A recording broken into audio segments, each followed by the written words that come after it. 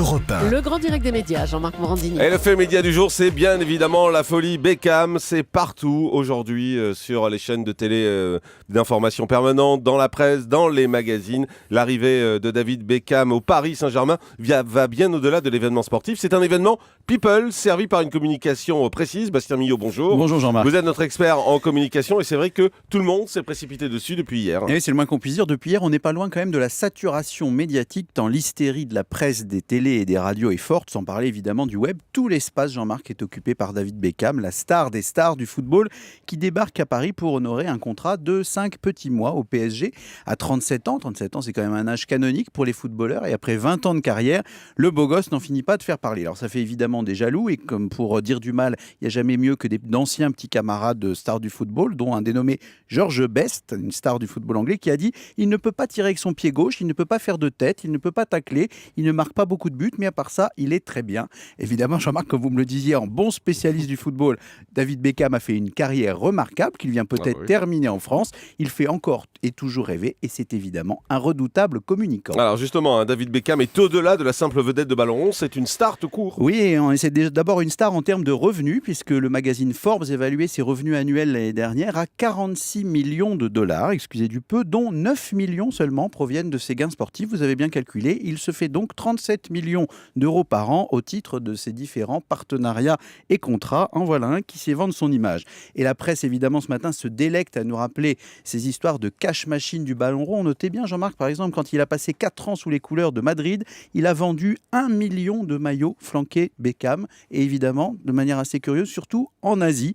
Il fait évidemment parler de lui. Le moindre de ses faits et gestes est rapporté dans la presse. Et depuis 15 ans, avec sa femme Victoria, il forme le couple le plus glamour qu'il soit, une véritable firme. Cette ex-chanteuse des Spice Girls, bien que rarement souriante, est l'égérie de nombreuses marques et son style fait le bonheur de la presse féminine.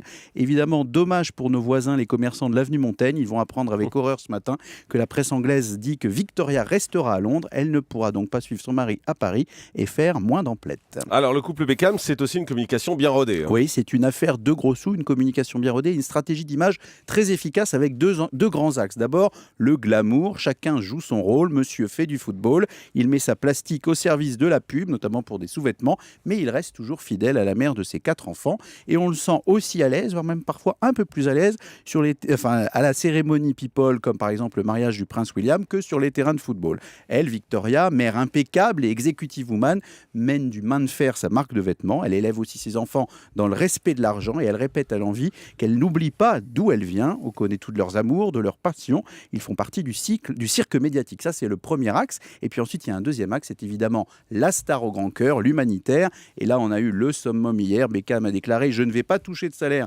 pendant ces 5 mois au PSG. Ce sera des dons faits à des œuvres de charité pour les enfants avec lesquels le PSG travaille. » Évidemment, on ne peut pas dénier à la star son côté altruiste et son grand cœur, mais il a su aussi que c'était un bon axe pour sa communication.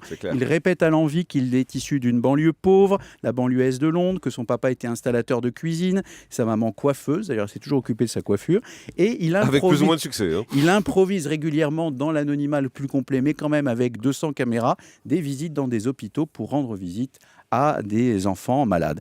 En plus d'avoir un cœur d'Apollon, il a un physique d'Apollon, pardon, il a un cœur énorme, c'est extasié. Le magazine People public, on attend avec impatience, Jean-Marc, le duel médiatique Beckham-Zlatan, le duel de couple, le duel de grande gueule, le duel d'icône de la communication. Autant Zlatan est froid, prétentieux et distant, n'hésitant pas à faire des bons mots, y compris sur sa femme, autant les Beckham ont envie de surjouer le côté chaleureux et proche des gens, avec leur triptyque amour, gloire et beauté, avec une petite pincée de football de temps en temps. Les Beckham n'ont pas fini de faire parler d'eux et les médias d'être fascinés. Merci beaucoup Bastien Millot.